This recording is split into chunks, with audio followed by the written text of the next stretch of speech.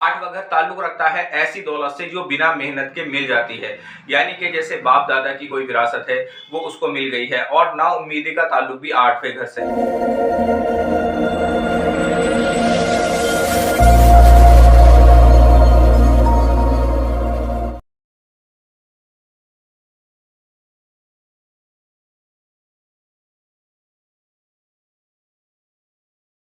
अस्सलामुअलैकुम।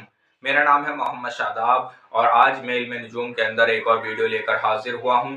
इससे पहली वीडियो में मैंने इस जायचे के ऊपर बात की थी और जायचे के पहले 4 घरों के ताल्लुक से बताया था कि पहले घर से हम किस तरह के मामला देखते हैं और दूसरे घर से किस तरह के मामला देखते हैं और तीसरा घर किस चीज़ से ताल्लुक रखता है और चौथा घर किस चीज़ से ताल्लुक रखता है।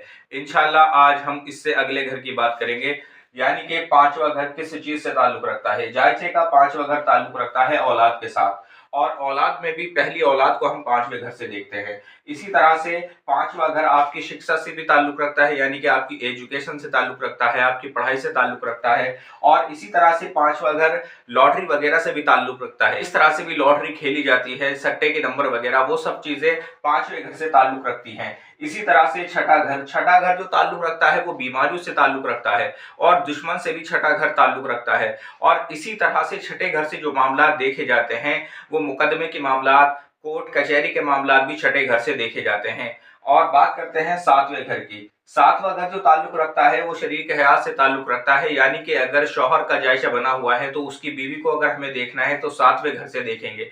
इसी तरह से सातवां घर पार्टनरशिप से भी ताल्लुक रखता है। अगर कोई दो शख्स साझेदारी में कोई काम कर रहे हैं या पार्टनरशिप का कोई और मसला है, यानी कि साझेदारी का कोई भी अगर मसला अगर हमें देखना है तो वो हम सातवें घर से देखेंगे। इसी तरह से आठवां घर ताल्लुक रखता है ऐसी दौलत से जो बिना मेहनत के मिल जाती है, यानी कि जैसे बाप दादा की कोई विरासत है वो उसको मिल गई है। और ना उम्मीदी का ताल्लुक भी आठवें घर से है। और एक खास चीज भी हम आठवें घर से देखते हैं, जैसे किसी शख्स के ऊपर जादू करा दिया जाता है तो वो चीज भी हम आठवें घर से देखते हैं।